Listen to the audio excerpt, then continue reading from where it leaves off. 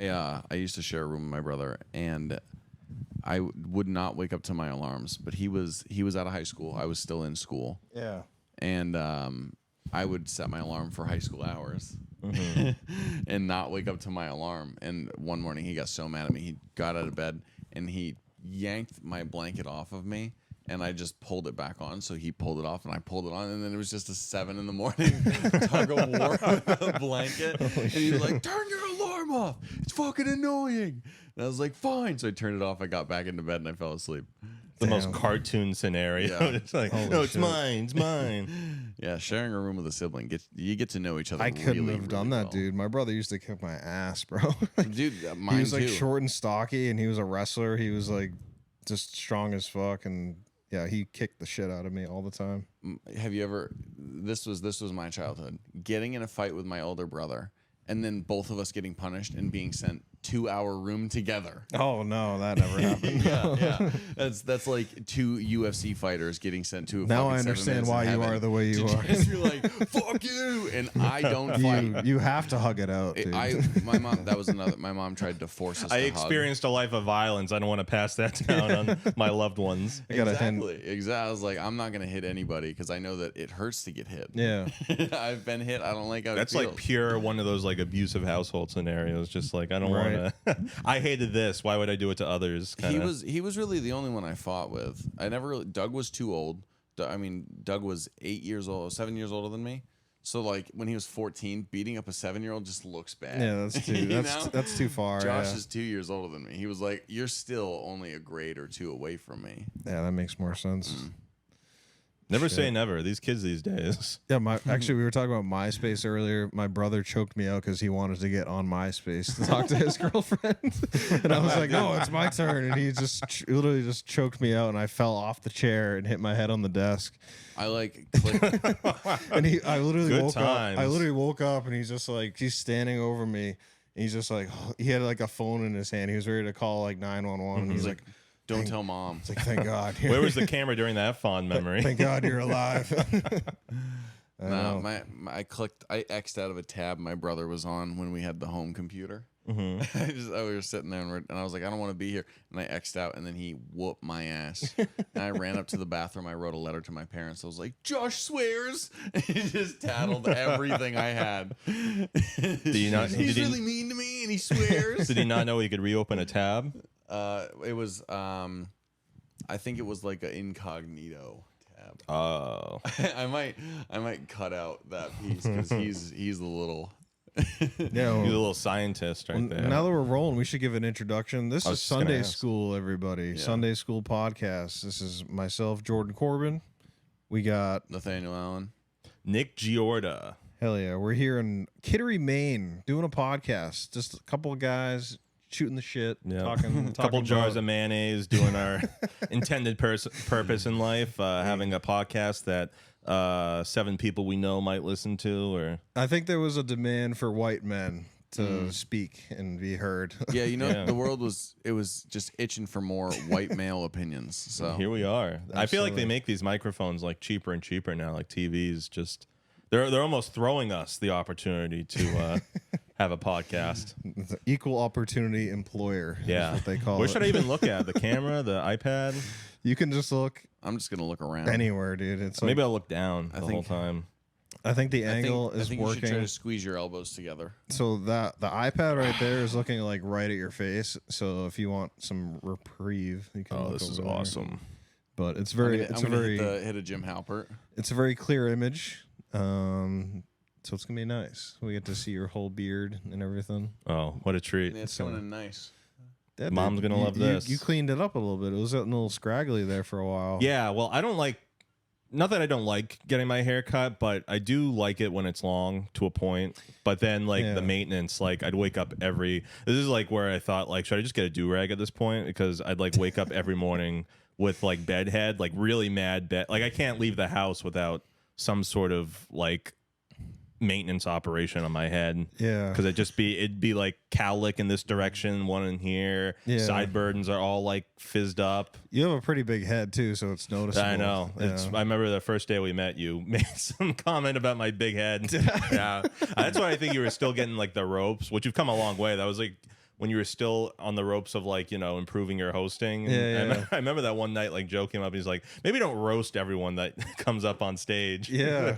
I mean, it wasn't even like that bad. I think I remember that. Yeah. And I think I told you, I've only heard that comment from women. Oh yeah. The big head. That's good. No, I actually do remember saying that to you. Yeah. That was the first thing I said was, your head was fucking huge. Yeah. It's true though. Like I have like sunglasses that I got, like I looked up like extra large sunglasses online. I think I felt comfortable saying it because I have a big head too. Like my head is pretty big. Like I have a 7 5/8 is my fitted size. Like that's a big head. Trying to look at Nathaniel's. Yeah, I was just wondering. Looking at your head, he does look like the that character at the end of Beetlejuice, like with the shrunken head. Compared the witch doctor compared to looking. you guys and your fucking airhead commercial heads. It looks like you ate half of his head, dude. You guys look like that 2000s Disney network, whatever, where they eat the airheads and their head would turn into a balloon. You get your swollen heads. It doesn't make any sense to me. Yeah. I feel like I have a generally large head, but at the same time, I don't know my measurements. Let me see your hat. You're 7 5/8. Yeah. Yeah, I could All see right, that this is kind a of little big on me. Yeah. Really? Yeah. Yeah. I could see that just kind of like slide on your head with no effort. This thing. I feel like I would be like one click in, 2 clicks in. So what would that be? How much is a click? Probably like 7 1/4. 7 1/4. I think every one is a quarter, so like 7 5/8, then it goes 7 1/2, 7 1/4. My math is probably totally wrong. 5/8. That's almost 3/4. I don't wear a lot of hats. I don't like getting my hair all like You're right. Yeah. messed up. This would just be a little off, but I'm sure the people who This are is- listening this to is episode 1 Sunday want to know. school. This They isn't- want to know how big our We're not heads teaching math here. We're Educational. This is biblical. are. Next measurement up. this is white men math. What's the circumference of your penis? No way. You're not going to believe this. Also, 7 5/8. It's ironic we call this Sunday school. I don't know about you, Jordan, but me and didn't Nathaniel could give less of a shit about religion. You got biblical verses. I have don't you? I have a cross on my Yeah, back, yeah, and yeah. I'm wearing a cross. And I went to church every Sunday growing up. That was like a thing that we did. I don't anymore. I haven't been to church in probably 10 years. Yeah. Yeah, And where does religious? it still hurt? I still pray to God. Yeah, I still believe in there's something out there, some higher being, and I still believe in that. But I don't think that you need to go to church and eat a stale cookie to. Hey, don't forget about the Welch's grape. Yeah, I was gonna say soda some or grape fucking juice. boxed wine. I've had some church is fine, but yeah, it's just something that I was forced into, and now that I'm not have to do that, I don't want to. And I went to private Catholic high school too. I had to Oh, wear- you're a Catholic high school boy? Dude, we did a prayer every morning. Like on the announcements, they did a prayer and all that. I think we did Our Father every I morning. bet those dormitories smelled like shit. I couldn't That's an imagine. anal sex joke. Sounds like that movie 1984. Everyone's just We were repeating good at what they sports, hear. though. I can tell you that. Yeah? Yeah, we It's were all great. right. People used to transfer to our school to play sports. What school? Bishop Girton, Nashua, New Hampshire. Shout out. Yeah, Bishop Gurdon. BG. Yeah. Yeah. I was one of those guys. No I one think- liked us. But I think we used to play. I think Lindare used to play them in football. yeah, we did. Yep. Both D1. You guys are D1. Yeah. We shouldn't have been D1. We were really well. There was one year where we picked it up. We finally got like a decent quarterback, but like Yeah. the first couple of years I was in, we were getting pretty much we were getting our ass kicked by almost everybody. Yeah, it's a tough division, man. There's a lot of good teams, and Wyndham was great, which was always insulting because I think Wyndham's only had a high school for like maybe a little over a decade now. honestly, yeah, they just Yeah. built it. They were gonna build. So I grew up in Pelham, which is right next to Wyndham. Wyndham and Pelham were gonna build a conjoined high school where it was gonna be Pelham Wyndham High School. That's wild because those are like polar opposite towns. They are like yes. Pelham is like straight. Pelham's like Lowell, trash. and Wyndham is like ritzy, and Yeah, Wyndham's like one of the wealthiest like towns in New Hampshire. I think it got agreed upon, and then it went through the board, and they decided it wasn't worth it. Someone in Wyndham's just like.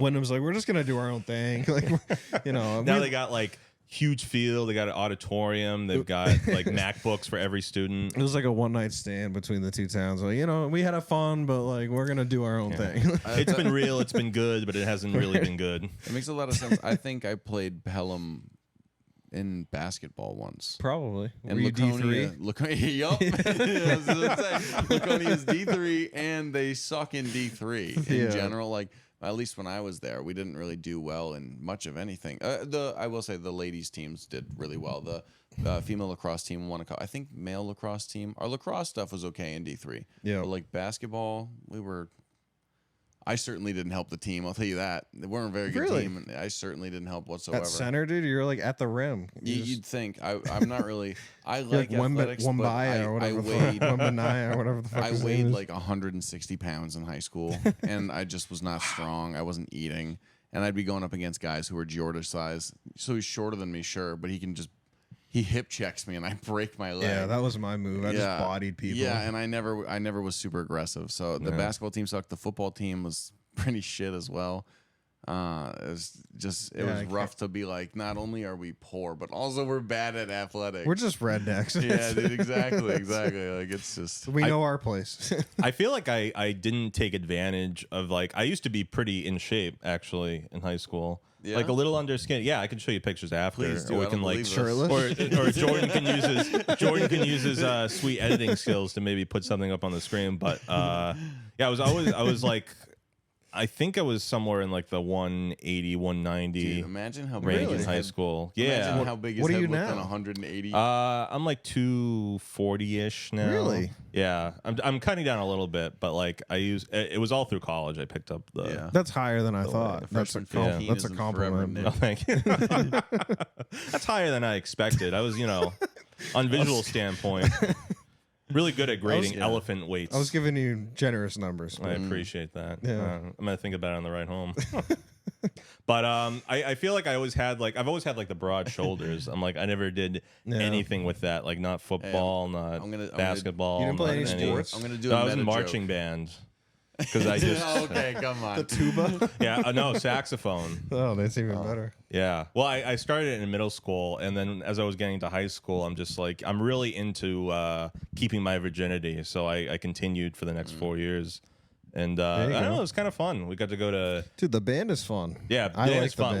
band. We were like a well-regarded band, too. Oh, Like, we really? went to Disney. A couple of years before I got to high school, they went to China.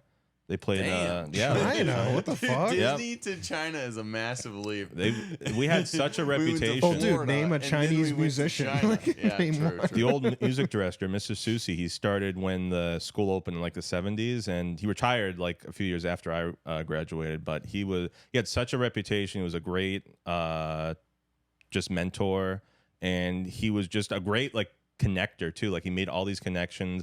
I mean, Rose Bowl, China, Disney. Damn, really? We play in the New York St. Patrick's Day parade like almost every year. Damn. That's crazy. My freshman year, we played at Obama's second inaugural parade.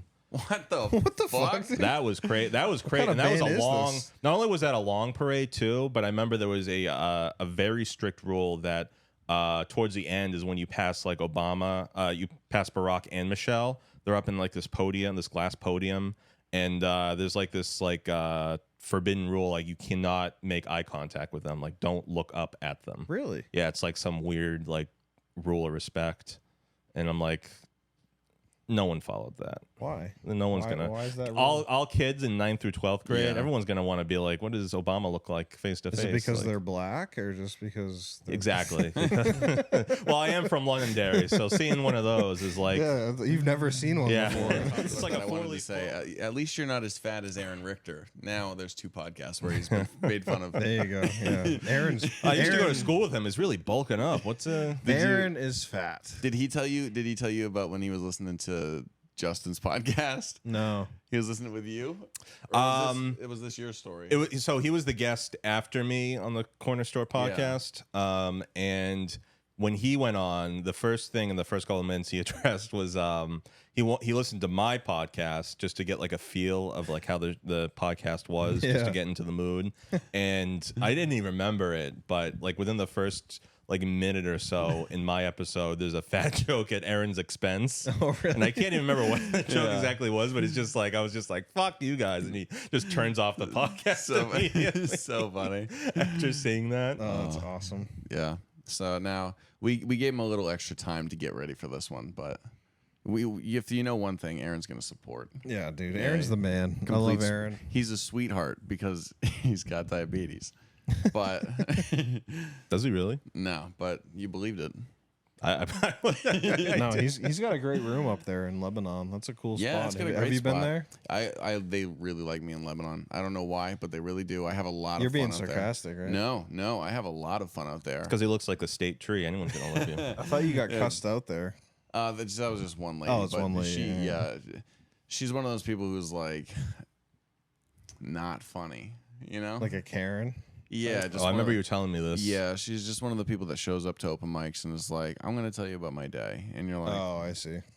"This sucks." That's the worst. Like that's the biggest like irony ever when you're gonna critique someone else's humor and then you have like nothing that you can bring to the table and at also, all. what she was critiquing was an anti-pedophilia joke. It was a pedophilia is bad. And she came up and she's like, "You're not allowed to talk about that." And I was like, "Would you rather I'm pro? Would you rather I'm for this? That makes no sense. That doesn't make any sense. Like, at the least, you could be like, "Hey, I know what you're going for, but I don't think you hit the mark." Right. But it was very clearly like I was saying that they deserve to be jailed longer, and they need to be, they need to have like worse sentencing. There was a There's Sam nothing Morril wrong with that joke. Yeah. No. Yeah. There's a Sam Morril joke that's kind of like that. Like, there's a lot of aggressive shirts now, like stuff like down with Nazis. Like people are just wearing shirts like that in public. Yep. And then he's got like a joke like he goes to a party with a shirt on that says like against baby rape. Oh, yeah, that's a And great people joke. at the party are like all perturbed, and he's like, "What? Are you for baby rape? Like, That's a great joke. how can you so be good. angry at that?" That's like my mentor, dude. Like that's the guy that got That's me one of into my. comedy. That's like top great. 5 for me in terms of, especially in terms of writing. Yeah. Like, he's got some really good like puts you in like this direction and then like completely flips you around. Yes. with the Yeah. his punch. style is Mr. great, X. and like the thing he was doing during COVID with like the rooftop shows rooftop in New stuff York, was really like that fun. was sick. Like Yeah. that was Yeah. like no one was doing that, and he did No. that. Also shows you the drive too that people like him Yeah, have. like he didn't They quit. will, Yeah. they will get out entertainment no matter what they'll do. Yeah, Yeah. No, I've seen him 3 times.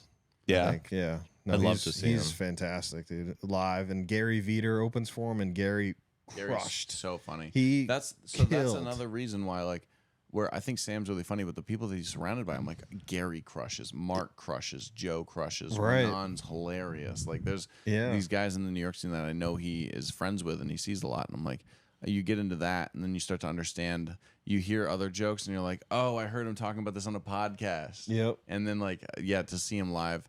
I've seen him one time live. He was filming his special out in Boston at the Orpheum, I think. Oh, cool. Oh, yeah. Or maybe it was the Wilbur. That's cool. Yeah.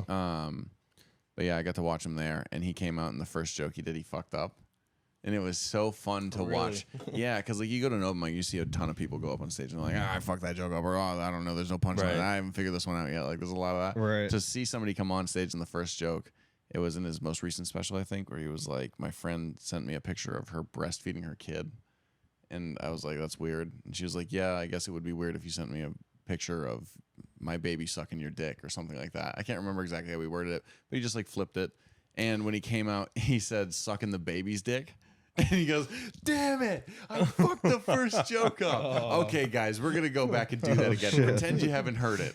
And he redid the joke. It was That's such a funny. fun moment to be a part of. But That's also so cool that to be so big at the point where it's like, obviously everyone's doing mics, trying stuff, but imagine using places like the Cellar and City Winery and like Yep. all these like established places as your places to do, Right. you know, You to just- try you're new beat stuff. around Mike. Because it's Right. like they all know at this point like what's funny, but they still have to figure out if it's Yeah. worth doing For any sure. further. Yeah. Yeah, it's just like choreography. You know how to move, but you need to learn how to do the choreography of this thing. Yeah. Yeah. I think the thing I like about Sam too is like he's so real. Like he connects with the audience. So like when I saw him at Hampton Beach, at one point he was just like at the end of like he was killing. Like he crushed the whole set. And then at the end he had like probably like 10, 15 minutes left. He's like, do you guys mind if I just like take out my notebook and just read some new jokes? That's Yeah. cool. That was so dope because it Yeah, was yeah. like holy shit, he's like literally opening up like, I'm trying these for the first time and like admitting to it, and we all bought in. We're all like, fuck yeah, dude, like let's hear it. I think when you see, if it's an hour-long show, if you see 45 minutes of just crush, Yeah. and then he's like, hey, can I let you into the creative process a little bit? Right. It's kind of like you can afford to do that at this point. Absolutely. It's like He earned that. It's like the stripper Right. saying, all right, you want to come into the back room? Yeah. You're like, I want to see where the bread's made. For sure. And That's what Shane did when I saw him. What was it, last month at the Garden? Yeah. Oh, yeah. He was at the end. He threw out some of his jokes for the Kevin Hart roast. Oh, really? And yeah, and at that point, he that was the like, next day, right? Yeah, it was the next day, which was insane to me. I'm just like, wow, we're hearing like what he's going to be doing on stage, and they were all that. It kind of bit him in the ass, I think, a little bit, and he talked about it on the Secret podcast. With I Matt. heard that too. So he was crushing that whole. It was one of the best shows I've seen in a while. That's sick. And he was just absolutely obliterating that room. And towards the end, he did the same thing where it's like he's like, can I try these roast jokes with you? And pretty much everyone but one got like really big pops. I can't remember the one that didn't, Was it the but it got bonsai like tree one? no, that he did the bonsai tree one last. That's a great and one. that one really lit up the room. Like Yeah, of course people, they did. It's Boston. but I'm also just like I think at They that didn't point, give a shit about the irony of bonsai tree. I mean, not only is Shane, I know, not only is Shane just like a premise more than the great punchline. comic, but it's like at that point in the night he had almost nothing to lose. Yeah. So I think everyone was just still on that like bandwagon. They had energy inside them and they just had to release it. So I feel like maybe those jokes, maybe some of those jokes worked better than they should have. And he did say that. He's like, I tried these in Boston, Austin, Charlotte, Nashville. They all were great. And then I remember he, at the beginning he was opening. Yeah. And it seemed like no one was really fucking with anything. Did he try him in Raleigh, oh, North really? Oh. Carolina? Yeah, Raleigh, North Carolina, you guys. Shout out, man, to Toby. Where He the said North pussy's better Carolina. than the fried chicken. Classic. But I always come up with white sauce around Isn't my. that a lyric in that John Denver song? What? It's like, take me home to the place, or whatever that fucking song belong. is. Where the pussy's better than fried chicken. That's not John Denver's. No, that's funny. Sounds What like a every classic country Toby song. joke. This is something I want to talk about. I know maybe I'll probably do more. Manitoby hosting tokens. Manitoby. Joking at tokens. Yeah, hosting Joking and Tokens to get ready for a Next Stop comedy show. That's right. That's what we do Yeah, at tokens. go to her page. She's been posting all of her dates on one photo for a while now, and I'm jealous of how many dates she She's has. got a lot of dates. She's got a lot of She- dates, dude. Born. Yeah. That was Started fun. at tokens, everybody. Hell yeah, So dude. that's Stomping grounds. Those are fun posts. I did one of those posts. I in, love seeing that though. I love in seeing April. like you guys, anybody just like posting dates. Like it's like fuck yeah. likewise. It's fun. It's like thrilling. we're doing it. Yeah. you know. It's always funny to see like people do those posts. Like I did one of those posts for the first time in, like February. Then I did like another one in April, and then I saw Amanda did it, and I'm like, this is awesome. It's Yeah. cool to see how far some people come. And then I'm just like, I want to be on that shit. You know what I mean? Yeah, It's for just- sure. I wanna It's be- motivating. It's not like oh, It is, 'cause fuck it's them, just- I want to be on that show. It's like, No, I not want at to be all. on other shows. It is like, motivating because it's just like, hey, I want to do another one of those. Yeah. And I'll see people like I'm not sure if you're familiar with like Derek Ziba. Yeah. Yep. Oh, yeah. He does the same thing, and he's been doing it for a few years longer than us. Yep. And No, he's funny. yeah, he's very funny, and he's gotten, I think, with a combination of connections and the material he has, he's gotten on some bigger, better shows in New England, and I'm just like, it's fun. It's fun to see that hard work really does add up over time. He's been Yeah. posting some jokes on his page, and it's nice to watch his jokes. He's got this one that he did where he was talking about, he's like, I was told I have anxiety, but I don't have anxiety. And he goes through, and then he like through this like explanation of like why he doesn't have anxiety, he slowly starts ramping up, and by the end he's screaming and he's going, I don't know, but I don't have fucking anxiety, dude. Yeah. It was such a fun bit to watch, and it just because the joke just keeps building and building. It's like a long fuse. It was really fun to watch, and I've talked to him a couple of times, like after I did the thing in Bar Harbor and it didn't go as hot as I wanted it to. I called him and he was like, man, like this, don't worry about it, like just keep going. He's very supportive. And I'll watch his sets and be like, yeah, it's one of those God like damn, still like humble people. That's cool. Yeah, there's a few people in the scene that I keep an eye on because I'm like, if there's anyone I can learn from, like if you want to get the best at something, you can certainly look at your peers around you and go, how do I line up with this? Absolutely. But then looking at people that are like, I explained it. It feels like high school where it's like you go through different grades, and then like once you graduate beyond into doing like, this is how it feels in my head. Once you can like graduate out of open mics and you can start to do like clubs and stuff, that's when you're in like collegiate to professional levels of comedy, where it's like you can go through these different things. So I'm like, I'm keeping an eye on people like Sam, obviously, who are all the way up in professionals. Of course. But I'm keeping an eye on people like you guys, my peers, but also Derek Ziba and Matt Berry and these guys where I'm like, oh, you're getting booked on shows all over the place a little bit. You're probably making some decent money from this. I want to know how to get to that position. Right. Yeah, it's awesome. That's why the Laugh Addict's so great. Totally. Yeah. Man, who brought the lube to this stroke session you're putting on? I just get excited, man. I know, dude. You're getting hard there. Take a couple rips of the pen, and all of a sudden I start being like, I love my friend. Oh my god, he's so talented. Yeah, this is why I hug everybody so much at the open mics. Well, They to get show on up, I take rip a of Katie's fun pen. negative topic, I decided to Friday night I just laid low and I decided to torture myself. I watched the Tony Hinchcliffe's new special.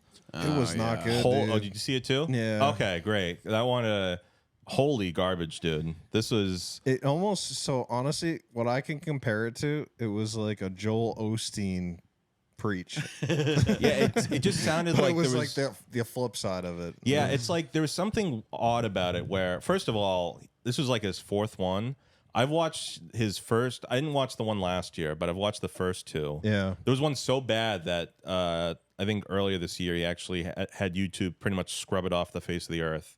It was. I don't think I've ever repulsive. seen that one. Yeah. I can't remember what it's called. If I saw it, it's his first special ever. Okay. And it shows, but because he looks like even more of a twink than he does now in that one. Yeah. I bet. But I like malnourished freak.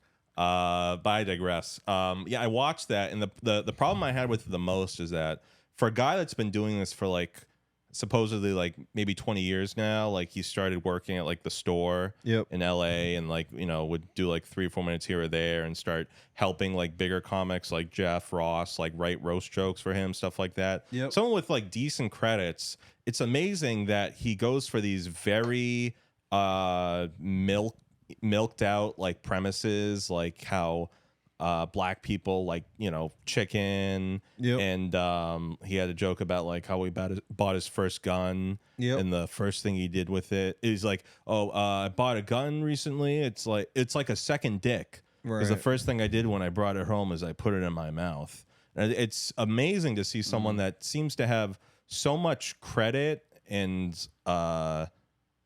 in the comedy industry, obviously for, you know, Kill Tony, such like that, to go for the lowest common denominator joke to the point where it's like, all right, that is a punchline, sure, but it's so easy to reach that it becomes sort of like a rant. Like this almost just feels like your opinion. It's preachy. It is preachy, yeah. It sounds culty. The whole thing was a preach, dude. That's what it really seemed was. Like. Yeah. It was pandering. Yeah, The only was. thing I saw he about knew it- that everyone wanted him to fail, so he preached to failure is what he kind of did. And his first joke was to trifle at the whole thing, like he's been called gay all his life. yeah, shit like he that. called himself gay right from the start, and like, dude, you just ruined like the whole night. Like that's not Yeah, funny. it's Like it's funny when very- other people call you gay, but not you calling yourself gay, because now you're buying into it and you're trying to create a joke out of something that someone else came Yeah, up with. like when we say Nick Plord's gay, it's funny because It's funny, because he But never if denies Nick it, but he Plord never said, accepts "Hey, it. I'm gay," like Yeah, we're yeah. just be like, "Oh, whatever, dude." Yeah, there's almost something weird about always having to bring it up,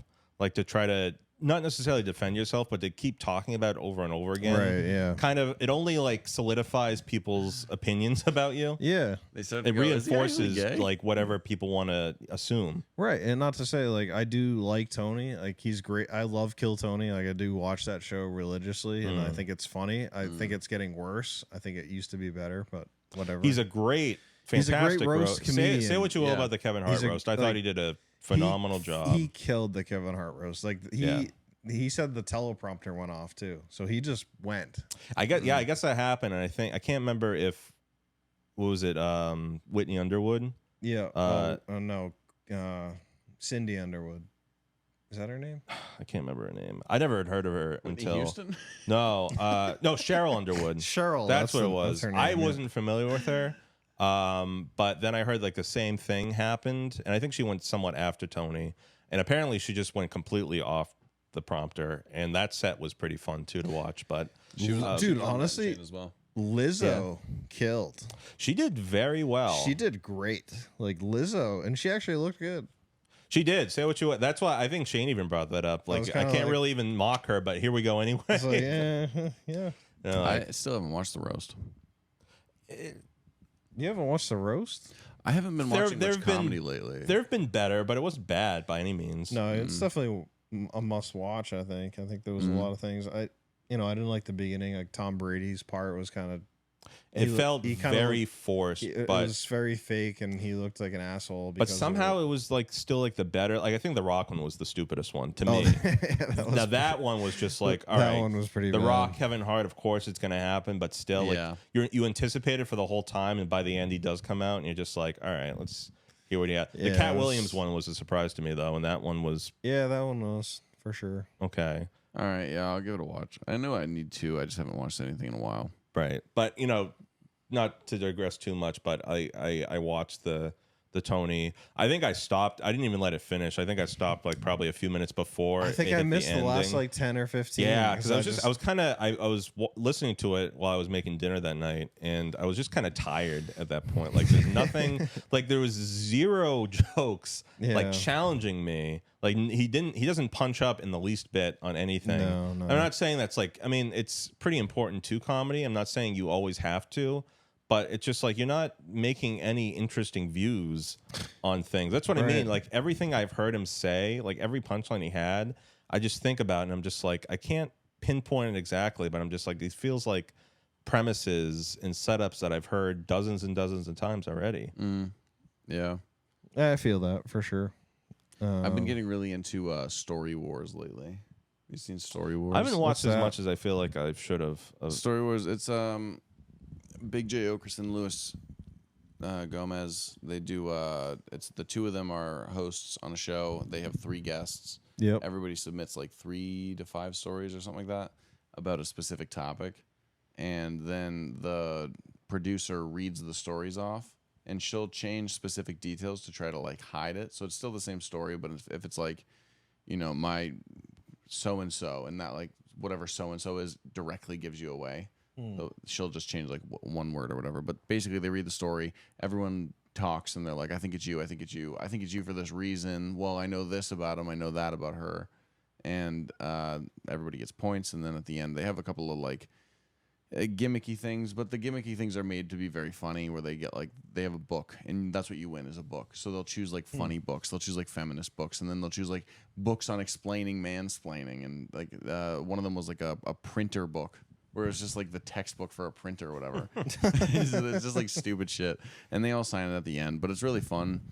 And they go through, and after they figure it out, they then tell the full story, and it's basically just comics hanging telling stories. But they gamified it. That's cool. It's really fun, and it's great if you just come home. If you're driving home from a show and you got like an hour. Yeah. Toss that on. You can just skip through all the ads and everything, and then you just listen to all the stories. It's really fun. Have you seen Mark Norman's new show? No. I've seen the first episode.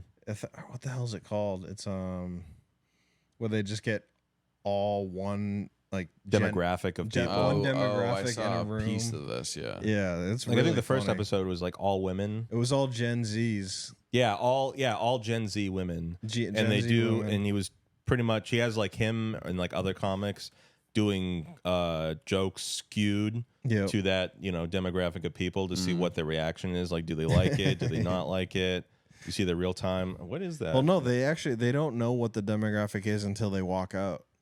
Oh, they don't know? No, they don't know. So they're doing their raw material in front of a demographic. So they literally walk out and it's like, oh, these are all Gen Zs. And then like they walk out again. Human trials. It's all human trials, yes. That's what it is. Yeah, I watched the first episode. I think the newest one is like Asian businessmen. It was all Asian guys. Dude. It was the funniest thing. So funny, dude. It was That's all great. Asian guys, and then they did another one too. It was all bald guys. Yeah, I saw the all bald guys one.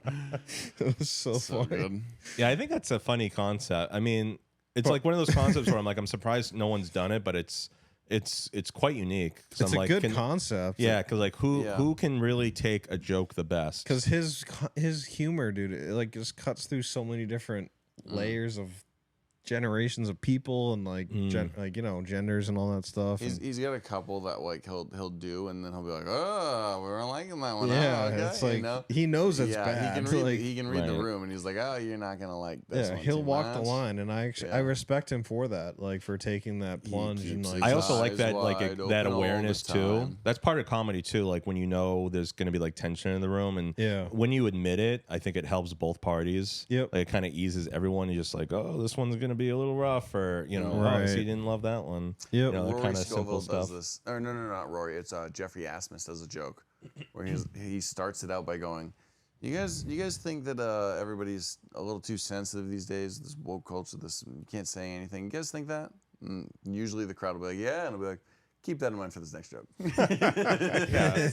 he just checkmates him. It's so good. fucking good. Smart little setups like that are very, and Mark's good at that too. Like, my examples are kind of like he's got stronger ones that go with that same realm before. But just for the sake of the podcast, just curious, what made you start comedy per se? Did you want to do this sooner than you did? Like, what was the... No, I didn't really find it. I always liked comedy growing up. I liked funny movies, and I would watch, like, my grandfather was a fan of the Abbott and Costello movies. He showed us like Africa Screams when I was little, and I thought that was really funny. And then like when I got older, my brother showed me stand-up comedy, where like he showed me Jim Gaffigan, Beyond the Pale. He showed me Brian Regan Live, and my other older brother showed me Bill Burr. And like I started to find these specific people really funny. Kevin Hart, when he was coming out with like when he did that bit about my checking and my savings. I can't do that. I got to check ins and savings, and it takes a couple of days, and he does the whole thing. Like I remember watching and finding all that stuff incredibly funny. And then my cousin went to film school, and I was like, I don't know what I want to do. I was gonna be a pastry chef, and then that derailed. And I was like, I'm not going to college. I'm gonna travel. Came back home.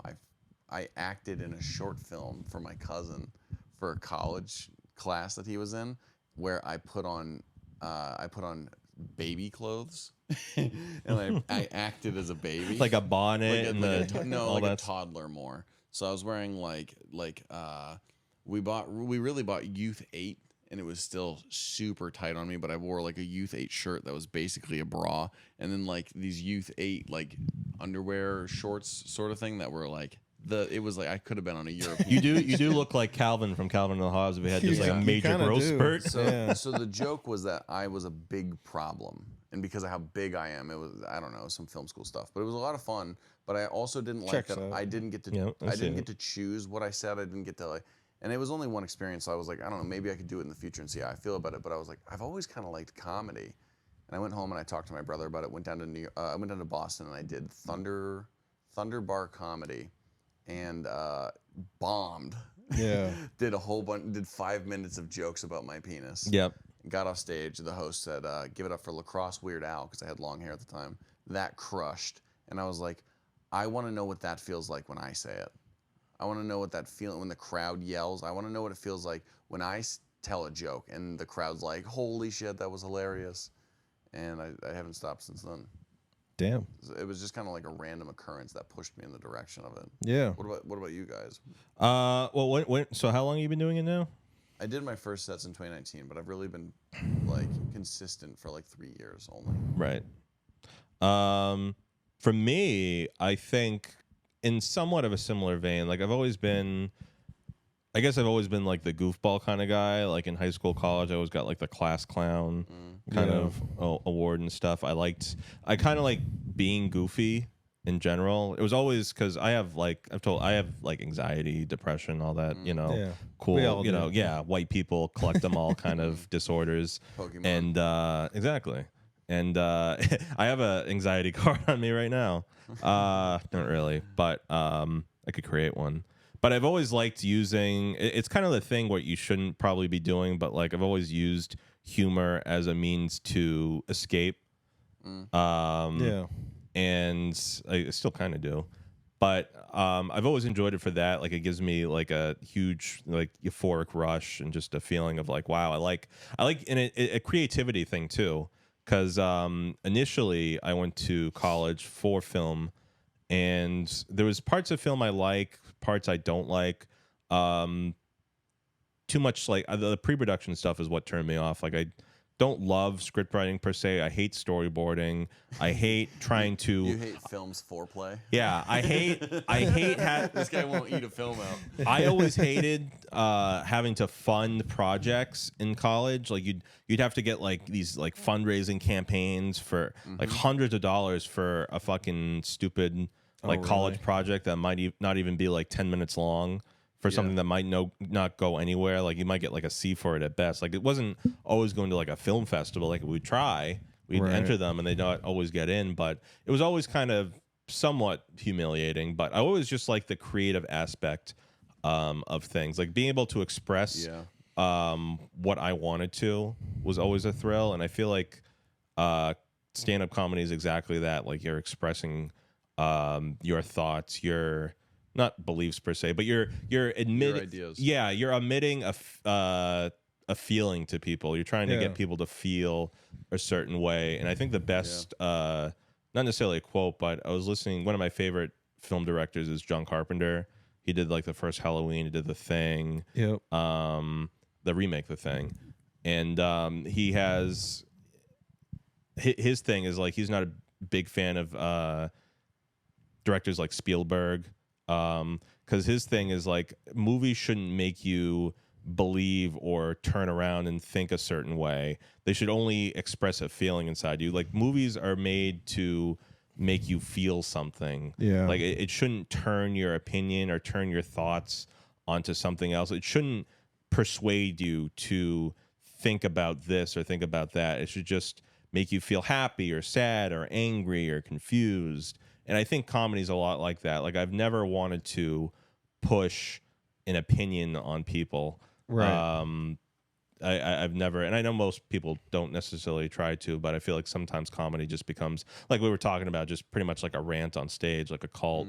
And I've always wanted, whether it's to make myself look like a jackass or other people look like a jackass, that's the only thing I've ever tried to do with comedy, is just to make people feel a certain way. And when you can, I find it very satisfying. Absolutely. Yeah. Yeah. I think a lot of it's like maintaining humanity, and humanity is stupid.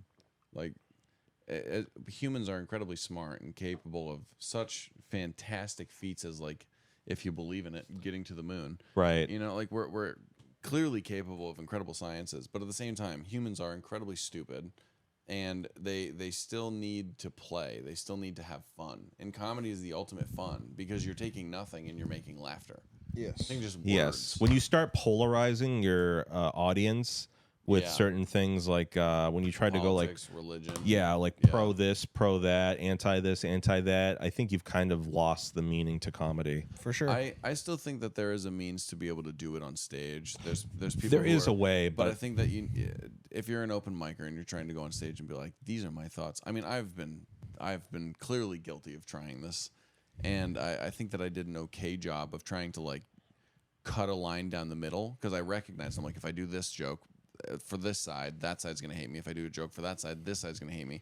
I wanted to do more what you're saying, where it's just like walk the tightrope and try and just look at both sides and be like, this is what I've noticed, and see what I make fun of both. Yeah, yeah. exactly, That's the thing either. I think that's what you try and do too. Like you're not like we were talking about Tony. He's pandering to a certain demographic, a certain niche audience, and that's what I don't see that in you. I don't see you trying to. The important thing is to let both sides know you're both idiots. You're both genius, but you're both idiots as well. Right. Like whatever subject you're talking about. Yeah, make a fool out of both. Yeah, exactly. Where like you can make jokes about anything, but you do need to have tact, and you do need to toe the line and find like what can go against both people. It's not about. Obviously, there's subjects out there where it's like, if you're going to go on stage and try and be like, Hitler's cool, you know, like you're probably not. It doesn't work. I tried it. Exactly. You need. Oh, I know. Mike Skoronix tried as well. You know, Mercedes. like, that's well, to each their ridiculous, own. It might work, but to like any reasonable person, you need to be able to like look at society and try and talk about things in a way that you can get both sides to see that there is something to connect us. Because if people are constantly fighting, if the crowd is being divided, then it's like that doesn't fucking work.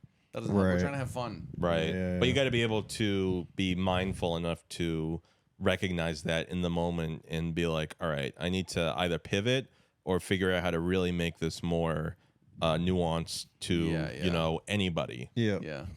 What about you? What was your kind of inspiration? My start. Yeah, yeah. Honestly, dude, like the roots go back to Dave Attell.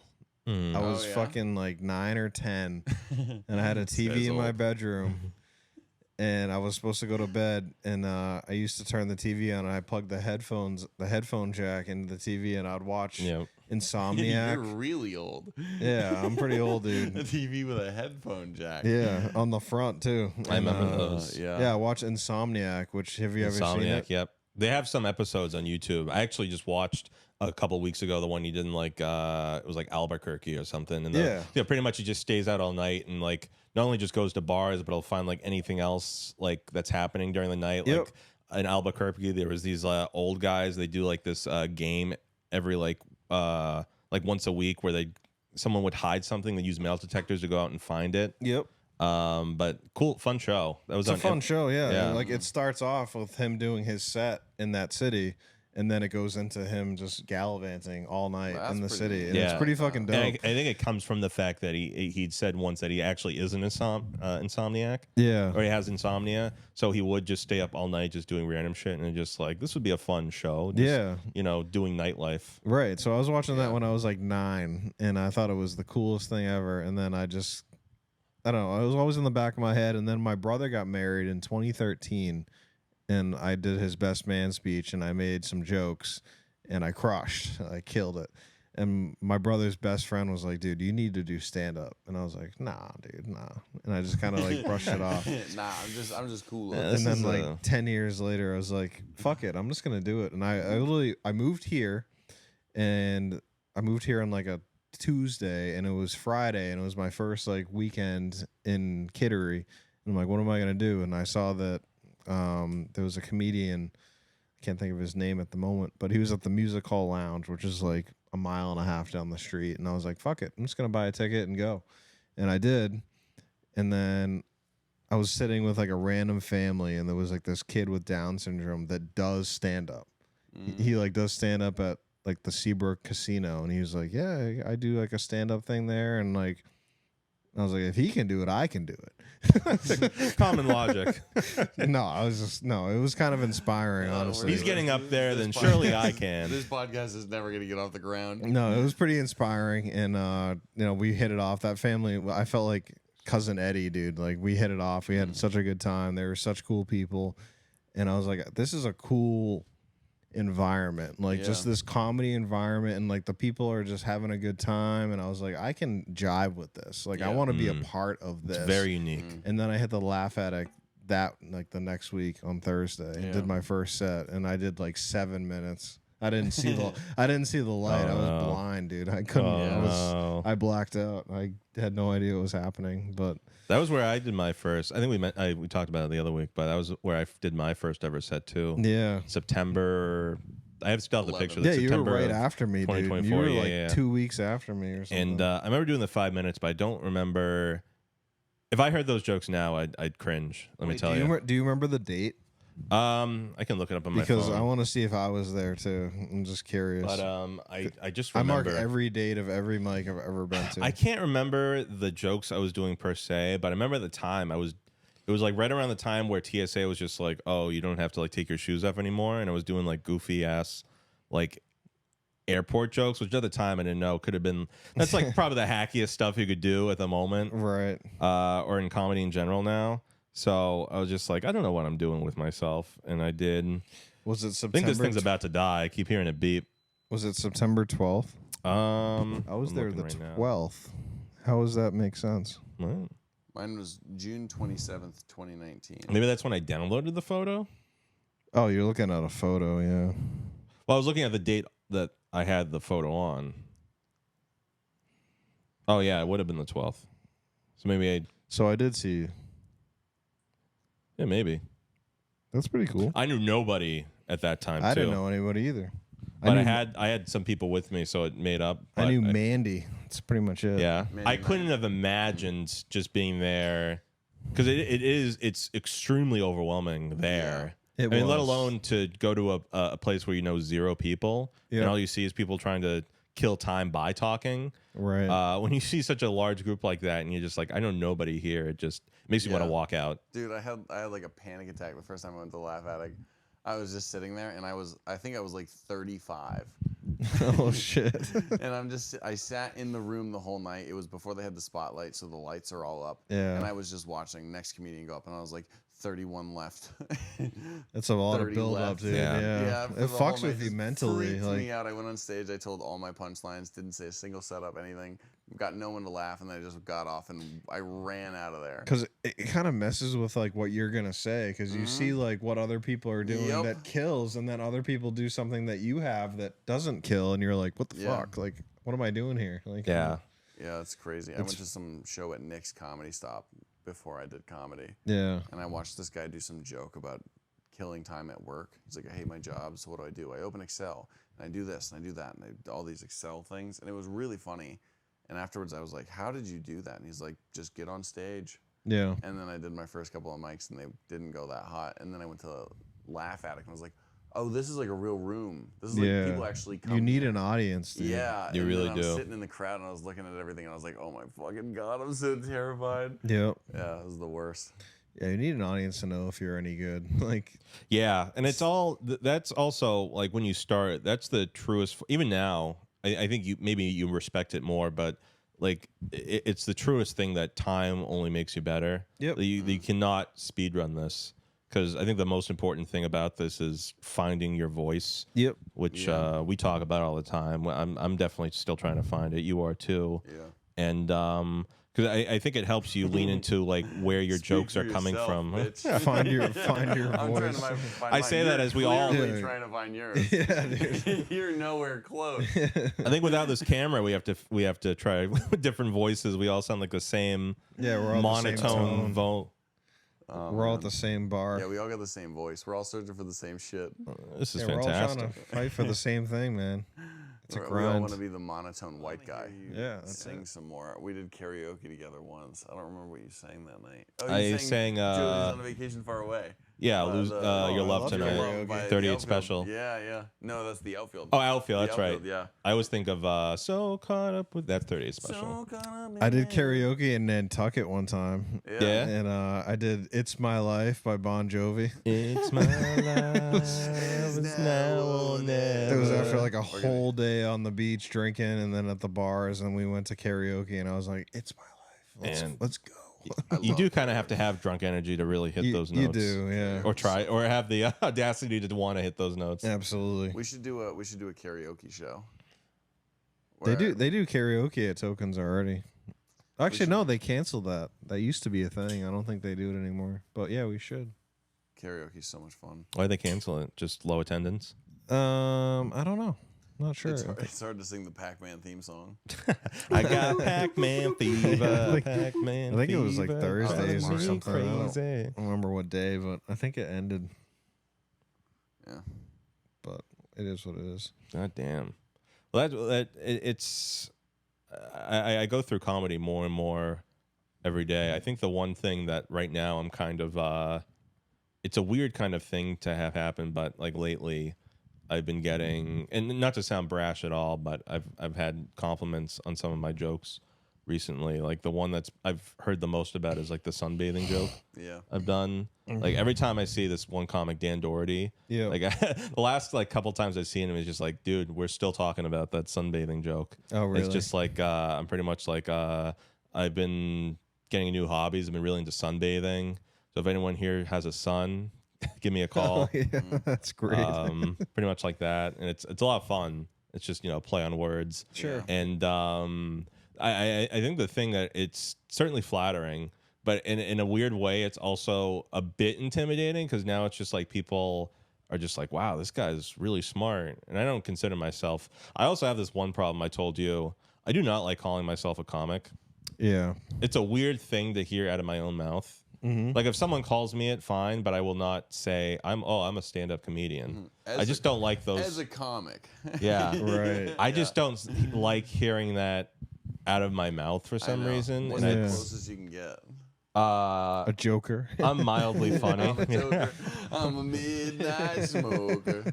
I'll tell people like having done. I'm a clown. Or like I do stand-up comedy.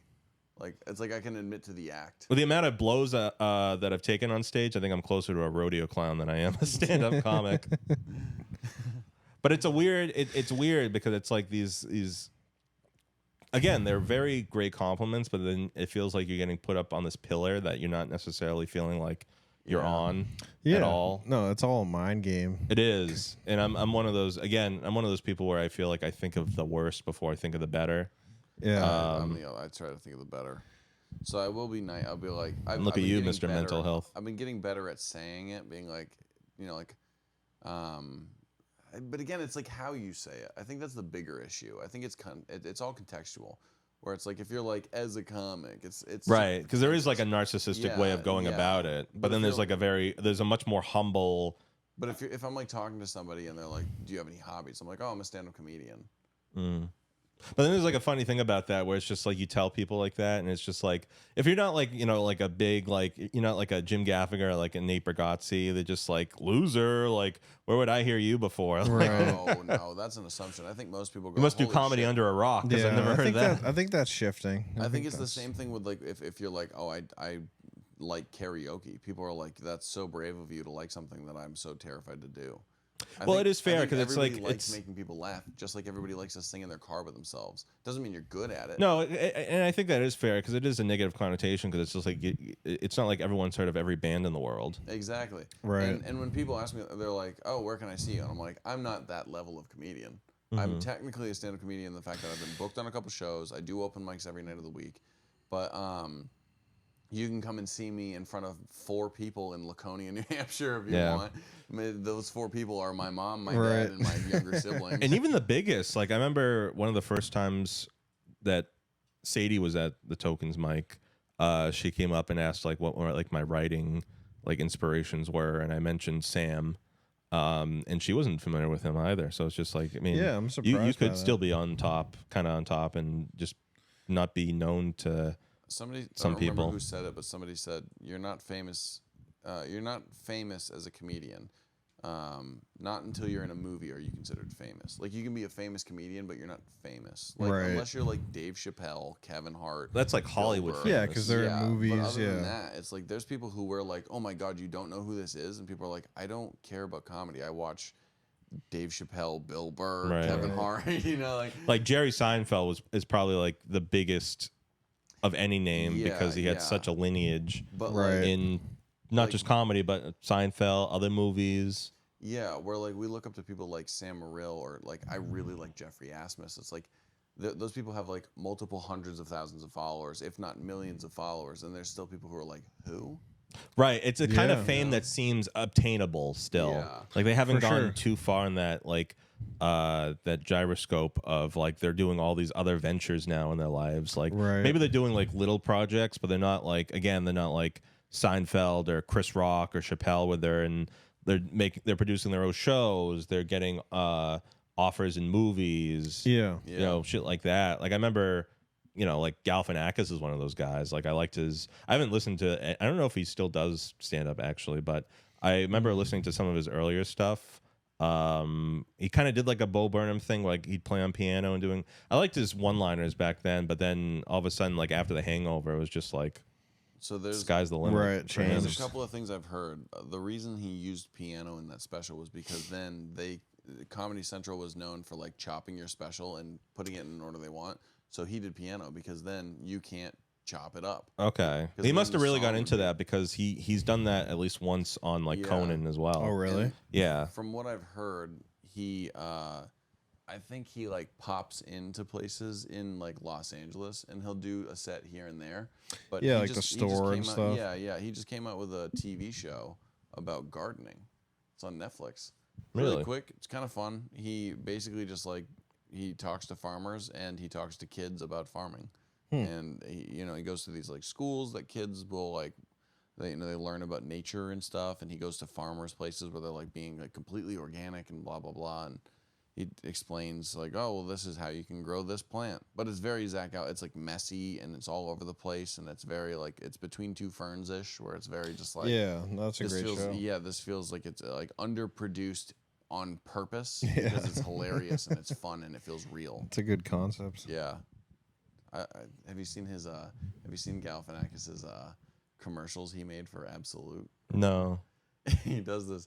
He did these commercials, and like he has these like giant martini glasses with like 2 full bottles of vodka worth of vodka. Jesus. That'd be like almost like an ironic like Yeah. promotion for like when the Hangover movies came Yeah, out. Right. So he's walking on the beach, and he's got like a blonde wig, and he's spilling them all over the place, and he like hands one to somebody. I can't remember exactly how they go, but they're so ridiculous. Do you see they have like oh God, what is it? Like Absolute like sriracha or something like some sort of spicy thing now. Really? Oh my gosh. I couldn't believe I wish I don't even know why I brought it up. I can't remember half the context, but they were making like a drink with that.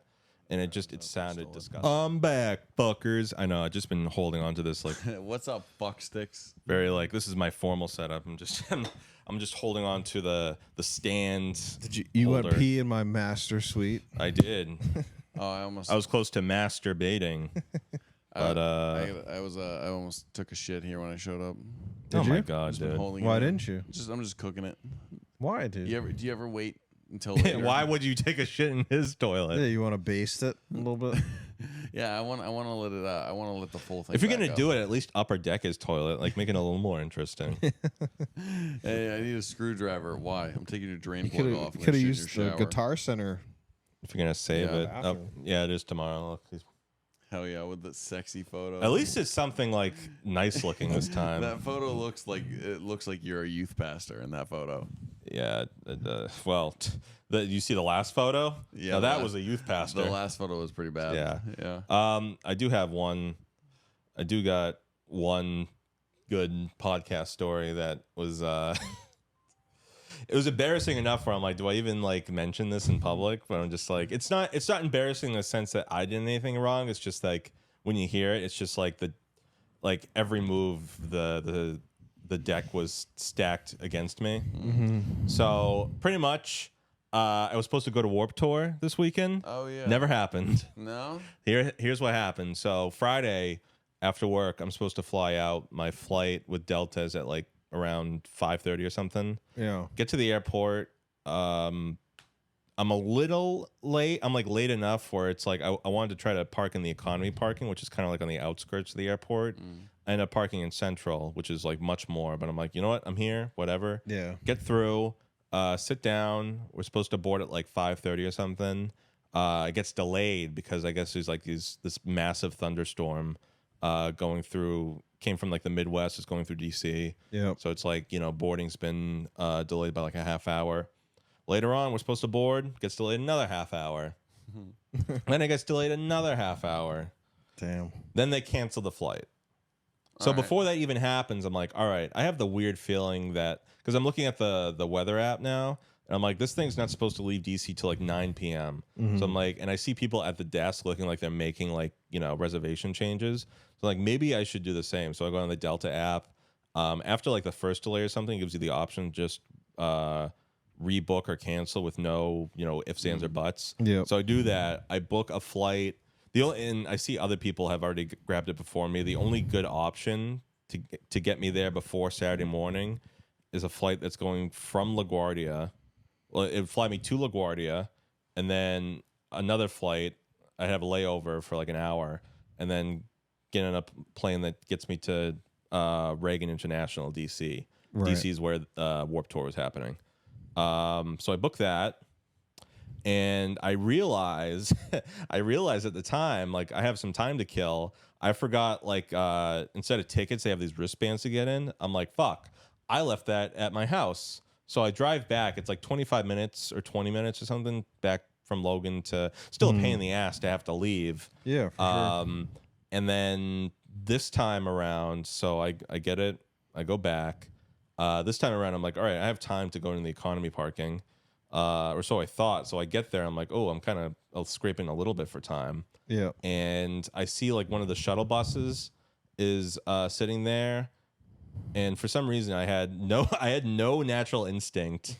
I'm just like, oh, it'll be there. As soon as I get like maybe 20 feet from it, it starts leaving. And I'm just like, oh, fuck. And this thing doesn't come back for like another good 10 or 12 minutes. And boarding's going to start in like 20. And I'm like, oh, fuck. So I get in. I have pre-check. But now, for some reason, in pre-check closes at a certain time in Terminal A. Yeah. Couldn't tell you why. So now I have to go through normal TSA, which is fine. But then I have to like take everything out and shit. So just weird experience. I get there. Boarding's about to start for LaGuardia. Delayed. Delayed again. We finally get on. I get to LaGuardia, New York at like maybe 11:30. I'm exhausted. So I'm just like, this is taking me like half the day to even get somewhat close to getting to DC on time. Right. Like if I'm lucky, I'll get to DC at like 2 a.m. But I'm like, at least I'll be there. I wait for like another half hour, 40 minutes for the flight that's supposed to go from LaGuardia to DC. I get there, they're like, it's been overbooked. Jesus. You weren't supposed to be on this flight. And I'm like, all right, well, it let me book it. Right. And now I'm hearing this for the first. What do you? I'm sure I am supposed to be on this. Look at me. It says I got the ticket. Help me. Yeah, Seinfeld. You know how to take a reservation. You don't know how to Oh, hold the a rental reservation. cars? Yeah. Yes, it's exactly that. And I have to go up to the desk anyway because since it's like a kind of last second-ish flight, the like seat assignment will be at the desk. So you go up there, and so they're like, it's full. And I'm like, also like it's almost midnight. And you're full flight. How are this many people flying? Who's on this flight? That's what I mean. Like how big is this crowd of people coming on? There's a bunch of senators leaving the clubs, hitting on like underage women, going back to DC. So pretty much, I'm like, all right. So am I stuck here? What's going on? So they were able to find me what was like the one like only flight going back to Boston was at like 12. It was like 1:15. Thank fuck. So you flew there and flew right back? Yes. It was the most. It was so like funny. Everything that was wrong could have happened. That's incredible. And I lost one of my credit cards too. Oh. Holy shit, dude! Which I had to. I have another one, but like I had to close it on the flight. I realized I must have like dropped it like around the food court because I got like I hadn't eaten dinner that day too, so I'm like I just need like something. So I got like something from like Au Bon Pain, like a sandwich, and I'm like it must have just fell in my pocket because I was in such a rush. I just slipped it back, not even in my wallet, but just like in my back pocket, and it must have just slid. So just everything. Just don't go to New York or New Jersey. I think the lesson is don't go anywhere. Yeah, flying sucks. I would have just drove. I mean, DC's. I didn't have the time to drive. No, it's like 8 hours. Yeah, that's a long drive. What time when was Warped Tour? 11 a.m. I'm not driving overnight, dude. Without sleep, no. But that's like an all day. Yeah, I would have found a way that I could have like driven and no re-entry, so I can't even like go take a nap and come back. Right, like you're there for the day. Yeah. Once you're there, you're there. Yeah, yeah, and you kind of want to be anyway. Yeah, who did you want to see the most? 303 was supposed to be there. Bowling for Soup, Falling in Reverse. Probably Coheed and Cambria the most because I really enjoy them and I've never seen them live before. And that was kind of those ones where I'm like, I didn't know they would do a kind of thing like Warped. But they are like alternative, and there's a lot of other alternative bands. It's like alternative punk rock, emo, that's cool.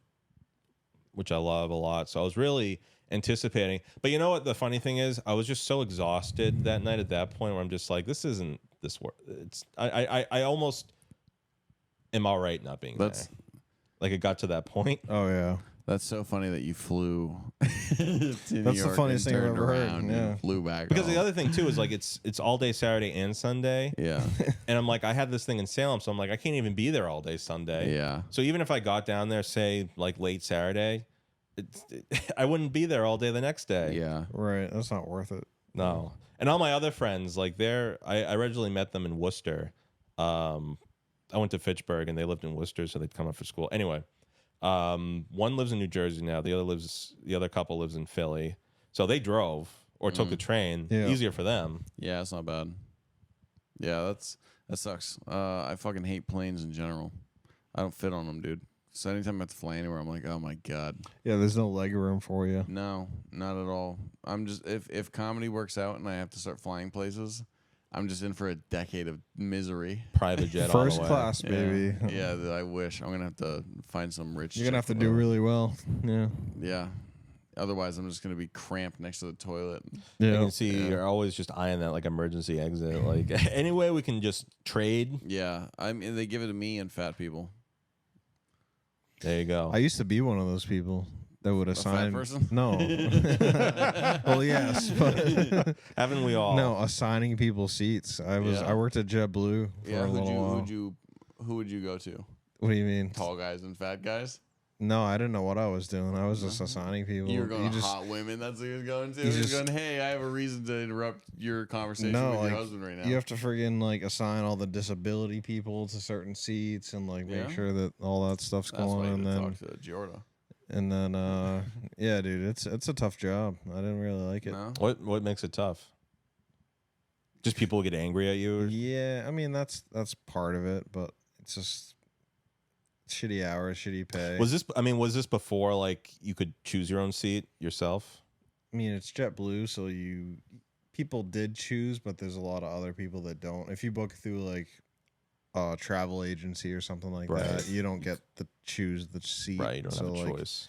You have to assign all those people and then like figure it out. But it was cool. I got to meet some celebrities and stuff at Logan, which was cool. That's pretty neat. That's fun. My brother worked at the Laconia airport. No, But because we're so you near- met what the fuck's his name? Steven Tyler. Did you meet him? He probably did. I Because know he goes there a lot. Yeah, I mean that's because of Meadowbrook. So a lot or Bank of New Hampshire Pavilion. Right. Yeah. So he met a bunch Great of venue, by the way. Yeah, he met a bunch of the people that performed there, but he also would meet like NASCAR drivers and stuff. I think he met Jimmy Fallon a few times. Oh, really? Yeah, because people Ooh. just like fly in. It's the closest to the lake, so there's a bunch of celebrities that own houses on Winnipesaukee, and they fly into Laconia. That's cool. He met some people. I don't remember who it was, but he met some really famous people, and he was like, "I didn't know who it was. I just knew everyone was freaking out." Ivanka Trump flew in, and he was like, "Dude, she's so fucking hot." Damn. I can see why Trump You're wants her. charter any planes to Jeffrey Epstein's island? So we had a couple. No, but we had a couple of reservations for Firefest, Yeah. and they canceled like the Hell day yeah. of. Yeah. That's sick. What's Firefest? Oh, you haven't seen the documentary? Is that like a Burning Man type thing? Mm-hmm. Yeah, it was on this like island, right? There's a great documentary on Netflix about it. This guy made a fake festival, and a bunch of rich people had to eat sandwiches. Him and Ja Rule. Maybe I have heard it. I feel like It was like a maybe I steam heard of it, or festival. I feel like that's definitely happened more than once. These like fake like festivals, Yeah. or like there's one time where there's like some one of these like cons, like not like anime con or like fantasy con or like Comic Con type thing that was supposed to happen. And it was the same thing. It was like funded by the people. Yeah. Then they get there and there's like no food, It's no the AC. same thing, yeah. It's like Oof, no AC at a Comic-Con is rough. the druggiest, and like everyone's already BO, dude. yeah, Yeah. and already Oh everyone's my already God. sweaty No and stinks like deodorant. shit to begin with. Yeah. No deodorant Yeah. on the Oh my God, premises. those are some dripping wet neck beards.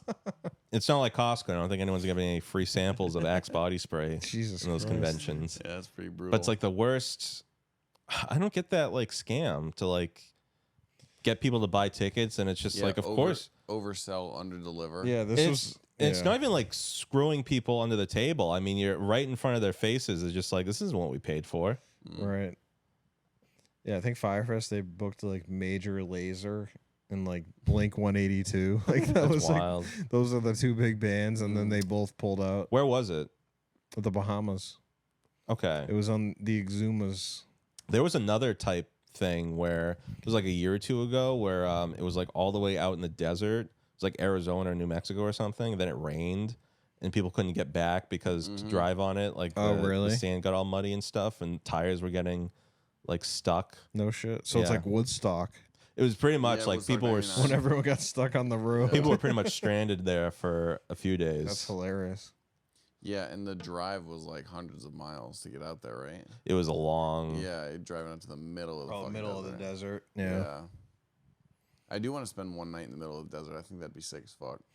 That'd be cool. I've seen videos of like this guy was trying out Airbnbs in like the middle of like some desert in Arizona, and it was almost like very eerie. Like there's something about spending the night in the middle of the woods, but spending the night out in the desert where there's just you could see everything from like miles away, that flat land, no trees, no large rocks, mountains, anything. It's almost like more eerie because it's like you could, like, you know, in theory, just see something like coming at you from like miles and miles away and not have any clue. A day, it just keeps getting bigger, and bigger and bigger. Yeah. Like some like giant monolith is like miles away, and it looks like a rock. Yeah. The country. Such a stupid joke. I liked driving through Texas. I will say that driving through Texas is a blast because everything is just it's flat and it's straight, and you can just go whatever speed you want. Yeah. Whatever speed you want, and because you see a cop coming for 50 miles. You're going 120. You see, and you're all right. I'll slow down to 100, and then you see him getting a little closer. I'll slow down to 80. All right, now we're going the speed limit. I think there's highways out there that are like speed limits of like 80 or 90. Yeah, I think so. You're going 100. They're like, he's only going 100. You know, but you're driving around here and you're going 100. Only a mere 100. He's you know what it is? He's a little bit late. Yeah, you go 100 here, you're in handcuffs. Yeah. But no, Texas is great. I love Texas. I've been there like 3 times. It's a lot of fun. Dallas, San Antonio. San Antonio was all right. I like that Riverwalk. The Riverwalk's sick. Riverwalk's beautiful. I went there for like a work conference, and it was like an aviation conference. So every vendor, every private jet company was there, and it was just like an all-you-can-eat, all-you-can-drink conference for like 3 or 4 days. It was classic. Pilots getting drunk. It was great. No, I was in operations. Operations gets drunk. Pilots stay sober. It's fine if operations gets drunk. Yeah, of course. That convention was plain crazy. Yeah, you know how stressful my job is? I need to be drunk. But literally, like, there was this place in San Antonio that was like, I think it was called like Smoke. And like, there was, every room had like 4 corners, as they would. And they had a different meat, like smoked meat option in each corner, so you could just go to each one. 4 choices. 4 meats, and then you go to the no, shit. and then you didn't let me finish. Like the picture of the animal above it in you every go to the corner. next floor, and there's 4 other meats in the corners, and then you go to the next floor. There was like 3 floors. This all right, bougie Brazilian steakhouse. Yeah, it was crazy. It was. I think it was sponsored by like Phillips 66 or something. So what's that? It's gas money. Oh, it's so big. Like so it's like. Yeah, aviation gas. So it's like they have. Yeah, it's like getting sponsored by like ExxonMobil. Yeah. My brother, like, when he worked at that airport, he would bring home jet fuel and we'd pour it on the fire. Oh shit. We'd pour it on the driveway and catch it on fire. It just burned for 5 minutes. Yeah. Can't do that for fun anymore. Not with those prices. What's your guys' I was thinking, what's your guys' like worst stand-up bombing experience? I'd like to hear that. You guys know what that would be? Or? Just a matter of fact with Jordan. Mine's probably just that it's when I went up at Laugh Attic the first time and I just said all my punchlines and nothing really went well. Other than that, it's just like general disappointment when it doesn't go well and I get off and I'm like, Yeah. I don't like that. I've never had anybody like get mad at me and yell at me. That lady got mad one time, and even when she was like, "Man," I was still like, "All right, fine, whatever." What do you have a bad one? Mine was the Laugh Attic. Yeah, as well. It was the last time I ever went. Yeah. Yeah. It was before the Laugh Attic really like took off and like became what it is now. Like now it's totally different, I'm sure. Yeah. But it was I was like probably 35th, like you said earlier, or whatever like that. Yeah. And everybody left and there was no one in the room. So I was kind of like, it was like me and then Danny was standing in the doorway. It was just an and insane asylum. There was like a couple other show to a one-man crowd. There was like a couple stragglers that were after me, and I had some kind of controversial bits, and it just silenced. Dude. Yeah. Like it was dead quiet for 5 minutes, and I literally went home and I quit comedy. Nothing I makes quit you... comedy that night. Yeah. Really? For like 3 months. That was the catalyst at the time? I was like, I'm done. Like I don't have this, and I stopped. And then I came back and I went to another open mic. I'm like, all right, that was good. Like I'm back, and I was like, I'm gonna do one more, and I'm like, okay, I'm good. And then I got a haircut, and I was like, he was like, yeah, I need an event on Sundays. I'm like, do you want to do comedy? He's like, sure. And then I just fucking started Tokens. So like literally, I think I started Tokens 10 open mics deep.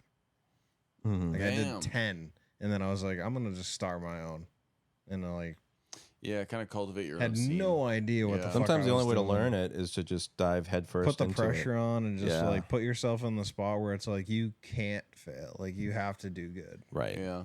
Yeah, it keeps motivating you. It's just like this has to be not perfect, but this has to be like damn near close to it. Yeah, you create it to be your own thing. Like there was things that I liked that Danny did. There was things that other hosts that I liked did, and I was like, I'm gonna cultivate that into something that I can vision doing. And I think that energy also bleeds down to the other people that you want to come to, like all the other open micers. It kind of puts in that inspiration and motivation to them when you get them all hype and when you call back to their jokes, or make a reference to them, stuff like that. It brings that prospering energy over to other people or just regular audience members. I kind of took everything that made me uncomfortable at open mics. I removed like the pre-sign-ups. That made me uncomfortable because every time I pre-sign up for an open mic, I don't show up.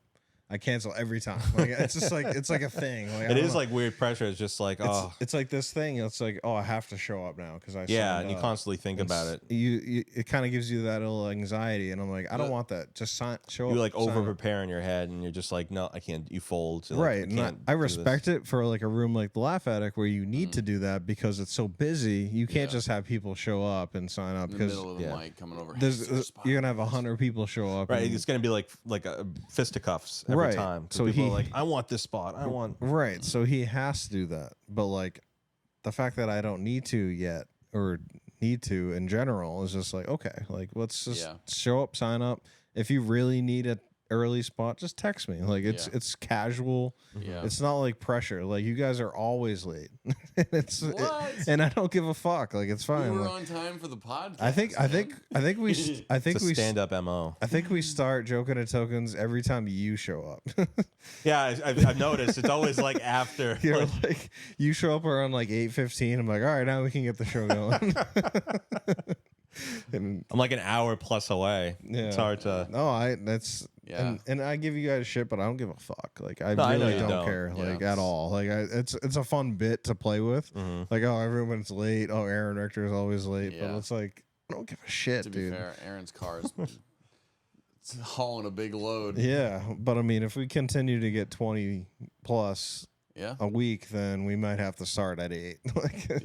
And I mean, I totally obviously respect that too, and I say, especially when you got people waiting too. Like there's nights where it's just like there's a lot of just regular people there too. You want to get started to grab their attention sooner. Then I'd say go for it. When I first started going there, I used to send you messages and be like, "Hey, I'm on my way. I'm a little late." Now I'm like, "Bitch, he'll see me when he sees me." Yeah. Okay. You realize I didn't respond. I was like, I know. Well, I'm also just like Tokens is one of those like nights too where like it's where like the beginning of the week, so I'll do more newer stuff than I usually do. So I'm just like, all right, we'll see. I'm not looking for a large audience anyway. Let's whoever sticks around, let's see if they like this, like that. Right. It's first day. Let's just see what's worth doing for the rest of the week kind of energy. It's like it's kind of evolved into it's almost like a hang for us. Right. And then like it totally is an intro for other people. Like we're kind of like it's like a cult. We're like introducing people into this world of comedy. Stavros Halkis, let's start a cult. And we're just looking forward to pizza, which I haven't made in a lot of weeks. You notice that since the list has gotten longer, Aaron showed up less. Yeah, because we keep missing Lopez. Or he leaves like right in the middle of it. Nothing funnier than watching him hustle. He knows he's not gonna get it. He's like Tommy Boy. It's the only reason why I came down. Yeah. There's no pizza in West Lebanon, so I called him when I got a lobster roll. And I was like, Speaking of pizza, though, I'm fucking hungry. I'm so hungry. I'm so hungry. I think we should get some food. I think we've been doing this for like 2 hours. Has it really been time 2 is it? hours already? It's 4:40. All right. Yeah, I think we should get some food. Do you want to go get some food with us? And We then can- head out. Yeah. Yeah, we can take a walk. We'll get some food. But this was fun. Hey, Sunday service is over. Amen. Yeah. Amen. This is Sunday school, Kittery, Sunday Maine. school, not Sunday service. We're not Kanye. Yeah. Fucker. God damn it. Thought we were black. But yeah, thanks for tuning in. My name is Jordan. I'm Nathaniel. Nick. See you next Sunday, bitch. Peace.